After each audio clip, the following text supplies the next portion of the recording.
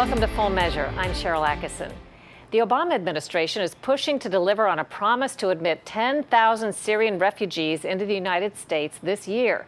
The State Department now says to expect the number coming in to increase exponentially this summer. A special refugee resettlement surge center has been set up in Jordan, and the processing time, we're told, cut from almost 2 years to just 3 months.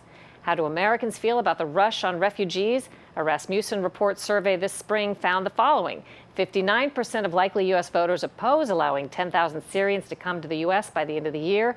The report finds just 31% favor letting those refugees come in. When asked how concerned they are that giving thousands of Syrians asylum poses a national security risk to the U.S., 48% are very concerned, 25% somewhat, 19% not very, 7% not concerned at all, and 1% not sure. What you may not know is that many asylum seekers and refugees are already here.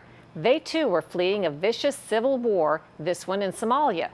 Last year, we visited one American town grappling with the financial and cultural impact of the unexpected newcomers.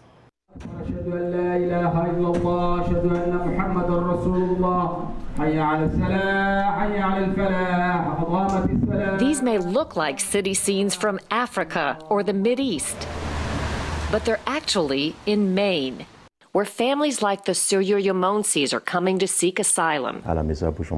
Tadi Syrian was a government official in Burundi, East Africa, which he says is devolving under the post-Arab Spring instability that's causing refugees to flee. But why are some ending up in, of all places, Lewiston, Maine? The Syrian were pointed here after they arrived in Boston. At the airport, a fellow African noticed they seemed lost. And approached them and told them the best place now they can go is Lewiston, or Maine. Ashkan Tibet is also in Lewiston, seeking asylum from Djibouti, East Africa, fleeing an arranged marriage. I came to Lewiston because I learned that there were many Djiboutians living in Lewiston, and I thought I could get help by them and I can be supported by the community. Lewiston, Maine is struggling to build a new economy after its once bustling textile mills shut down.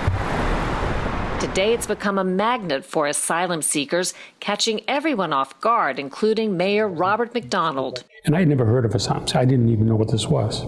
But I went up to the welfare office, and I was up there, and they were telling me, and they said, oh, we got a whole bunch of people. I think they were from the Congo. They speak beautiful French. I said, really? That's beautiful. I said, because I have jobs. Yeah, you send them here. We can't because they're asylum seekers. They can't work. Unlike refugees who are allowed to work right away, asylum seekers are different. While their applications are processed, federal law prohibits them from getting jobs, and they're not eligible for most aid. That's why they come to Maine. It's one of the few places that does give welfare to asylum seekers. Phil Nadeau is Deputy City Administrator. You know, a family might be eligible for a voucher to pay for rent, which, you know, on average could be about $500 or $600 a month. And it's not just rent. They may get help with medicine, food, and utilities, all courtesy of local taxpayers. The immigrants know the benefits at City Hall. Explain how you're getting by, how you're getting along. The City Hall support me. Lewiston is now caring for people from at least 30 different countries. We were told we had to take care of these people out of our pocket. No federal money, no state money. Just because they showed up here, we were responsible for them. Town officials know the more aid they provide, the more immigrants they'll attract. They know because of their first immigration crisis. We believe that we have record of the first families arriving in February of 2001. The first wave consisted of refugees from Somalia, East Africa, including Saeed Mohammed. Mohammed and his family were originally placed in Atlanta, but he says they encountered a culture clash, with Somalis worried their kids would imitate bad behavior in poor neighborhoods where refugees settled. With drugs, with pants down, with derogatory languages, rap music. Then they started, no, that's not what we want. Yeah. So you heard or you felt that the environment in Maine would be more what you were looking for your family? Yes, and since most of the Somalis have a large families, so they were looking a safe place. They know that it's no, state, and that may not make happy. And also they know that most of the men are white people. That is their major. And So fear. you compromise, you live with a lot of white people in a snowy, cold state, but you like it. Yes. If the Somalis had to adjust, so did many residents of Lewiston, who found Muslim culture brand new. The only previous Muslim visitor most knew of was Muhammad Ali. He won a championship fight in Lewiston back in 1965. I think a lot of people at that time were surprised that the fight was scheduled to be here in Lewiston. In 2001, a few Somali refugees became 50.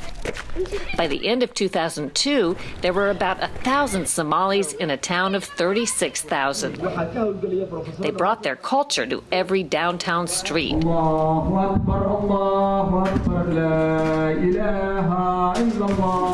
Mayor McDonald says many locals felt the newcomers should adopt American ways. Leave your culture at the door, okay? Leave your culture at the door. What does that mean? That means we have a certain culture here. Don't start mixing ours in with yours, okay? And that goes for Europeans, that goes for Asians, and that goes for anybody else. We have a specific culture here. I've told them that many times. I said, look, you've got to assimilate. Fueling resentment was the fact that elderly and disabled Americans were on waiting lists for assistance, while the Somalis swallowed up nearly a third of Lewiston's welfare budget.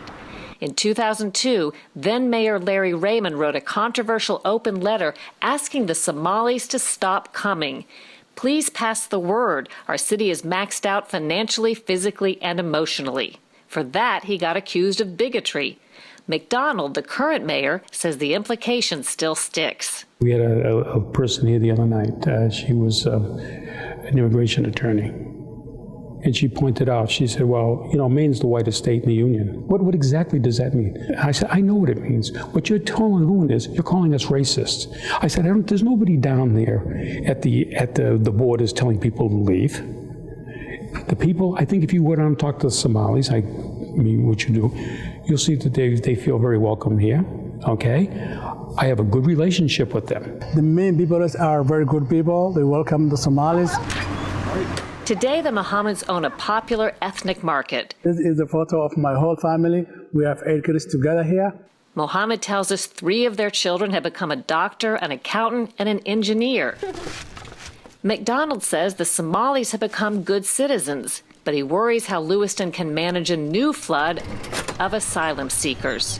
They're costing us a fortune because they're costing the people of Lewiston, not the state of Maine, not the federal government, but the city of Lewiston is being taxed for that. Today, there are about 5,000 refugees and asylum seekers in the Lewiston area, 10% of the population consuming 40% of the welfare. Policymakers have a very difficult job to do. There's not a lot of resources, and they're trying to divide up a progressively smaller pie every single year. The competition for scarce resources poses a dilemma other U.S. towns are likely to face in greater numbers. There's an endless population of deserving immigrants. People welcomed us warmly and support us. I feel like I've been here forever, and I feel like I belong to this place. But taking on these immigrants means difficult choices. Is the town, is the state better off because of this diversity that's happened?